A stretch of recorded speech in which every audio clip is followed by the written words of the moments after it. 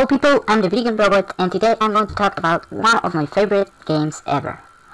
This is not a complete review, so this video is directed to people that played the game and either loved it or hated it. I'm not going to enter in detail about gameplay mechanics or even the plot of the game. I'm just going to point out the bad things and the good things of the game. So let's begin.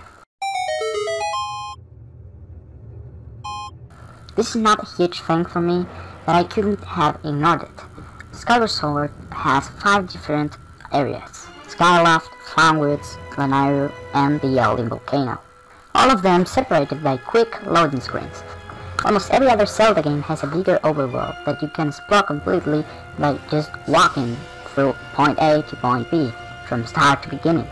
But in Skyward Sword, just to go to a different area, you have to get out of the place you already are, then fly to the next area, then pick where you want to land in that area, wait 2 seconds for the location to load, and then arrive in there.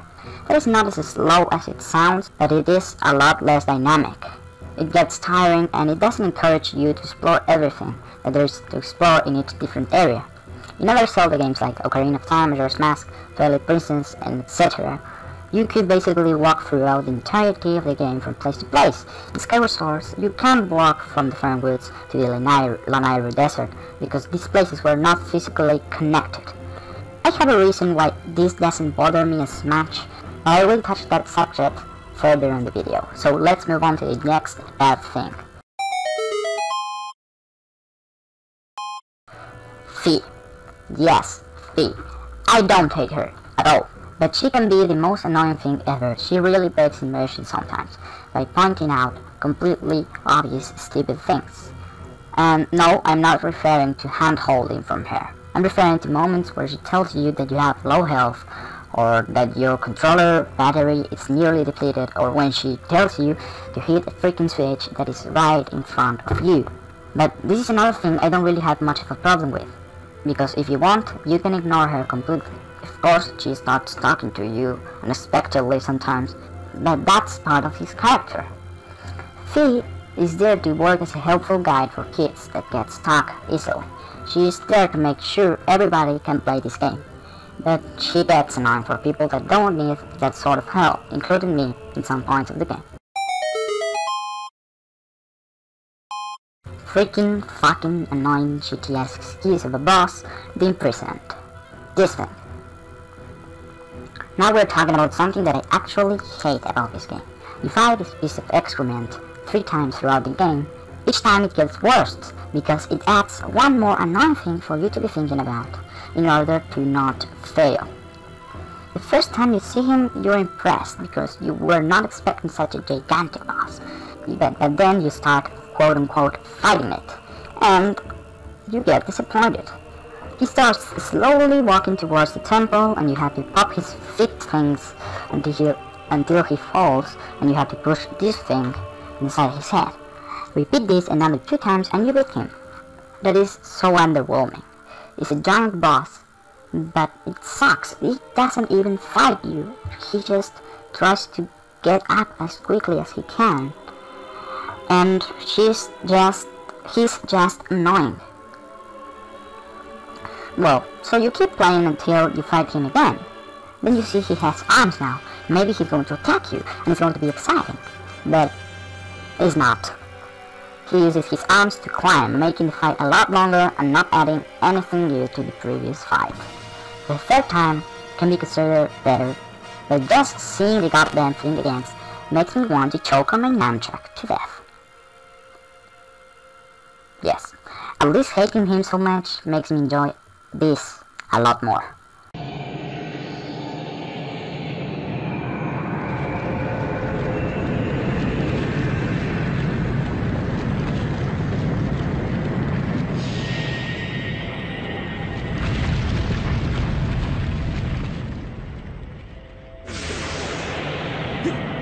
That's 3 things that I don't really like about the game. Of course, I could be more nitpicky and find a lot more bad things on the game, but that's true to every other game.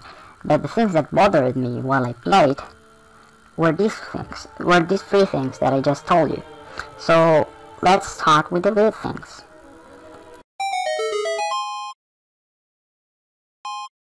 Item upgrades. Some people don't like this because you have to grind for the materials, but the combat in this game is very fun. To get the materials you have to kill some enemies, and it's really not that hard.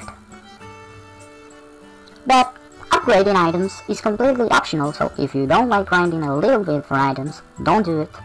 It is very refreshing to have this mechanic unique to Skyward Sword that give your items and your equipment more usefulness and variety. Completely upgrading your equipment also works as a side thing to do aside from the main story, so that's a plus. Let's move to the next thing. The side missions in this game are fun. Not as good as the side missions in the Majora's Mask, but still good.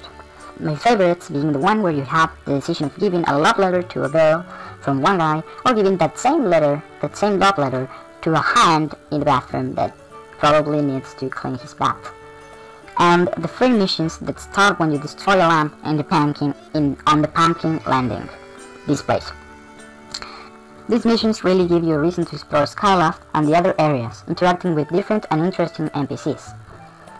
It made the world feel big and alive.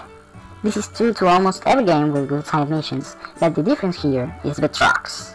Every mission you complete gives you gratitude crystals that you can give to the trucks in change of unique prizes, like the cursed medal and the tycoon wallet. And if you complete every mission and collect some extra gratitude crystals hidden throughout Skyloft, you're going to have enough to transform the trucks into human. That's an awesome reward for completing all the side missions and collecting all the crystals. You get to see a character achieve his most important goal in his life, and you're the one that made it possible.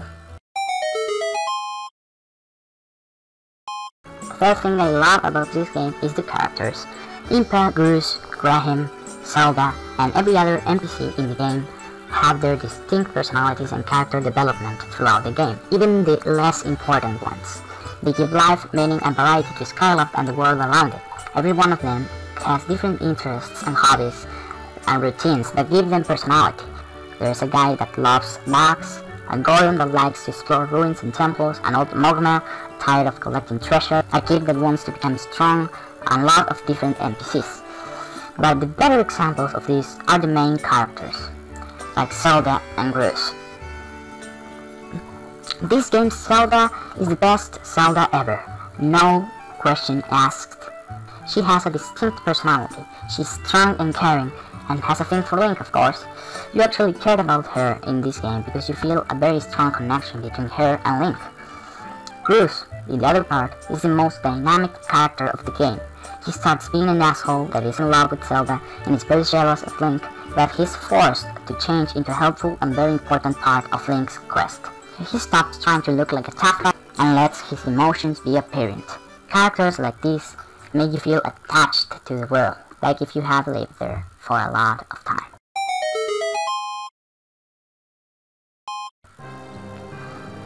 The next good thing about this game, the bosses. They are all awesome, except for you. Of course, there's a lot of bosses with this Zelda cliché, where you use the new item you obtained on that dungeon, and the boss enters this state where he can't defend himself, so you hit him a lot of times.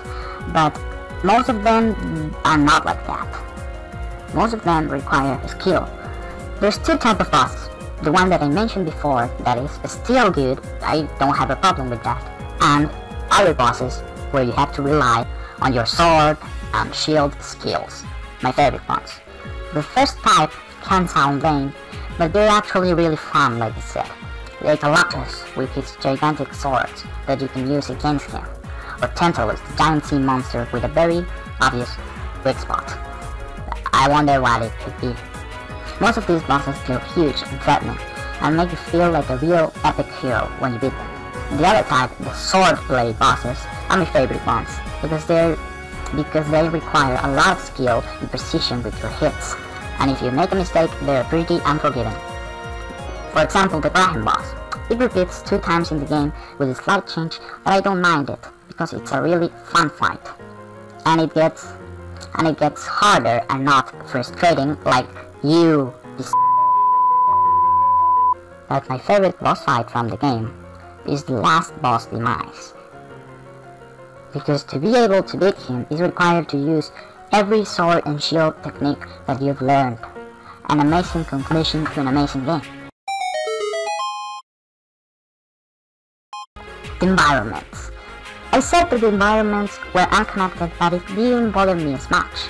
The reason of that is that the environments themselves are pretty good. Skyloft is full of secrets and is beautiful looking. The farmwoods are colorful and very fun to explore. Lanayru feels very mysterious and ancient. Eldin is thrilling and dangerous. But the best thing about these three last places is their pre-dungeon function. That's a weird sentence. To get to the dungeons, you have to solve puzzles and pass through enemies and obstacles inside these areas. That's similar to other Zelda games, but in this game, these areas are way more exciting and difficult. So the best way to explain this is by comparing a normal pre-dungeon situation between other Zelda games and Skyward Sword. So let's see.